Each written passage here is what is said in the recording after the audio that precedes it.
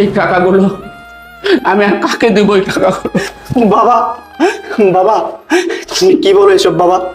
এই টাকাগুলো তুমি আমার জন্য আনছো?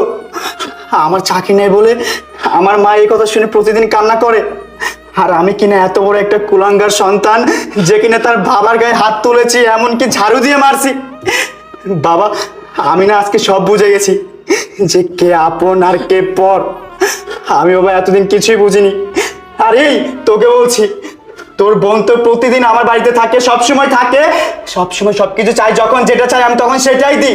কখন তুই তোর বোনকে কিছু বলিস না? আর আমার বাবা গ্রাম থেকে 2-1 দিন জন্য বেড়াতে আসে, আর তোর তখনই মাথা নষ্ট হয়ে যায়। আমার বাবাকে তুই এতটা অত্যাচার করিস, শুধু তোর কথা শুনে আমার বাবাকে আমি এতটা অত্যাচার করেছি। বাবা তুমি আমাকে ক্ষমা করে দিও বাবা, আমি এতদিন বুঝতে পারিনি বাবা, শুধুমাত্র ওর কথা শুনে আমি তোমার সাথে এমনটা করেছি। আরে এই তুই এখন এখানে দাঁড়িয়ে আছিস কেন? হ্যাঁ বেরো আমার বাড়ি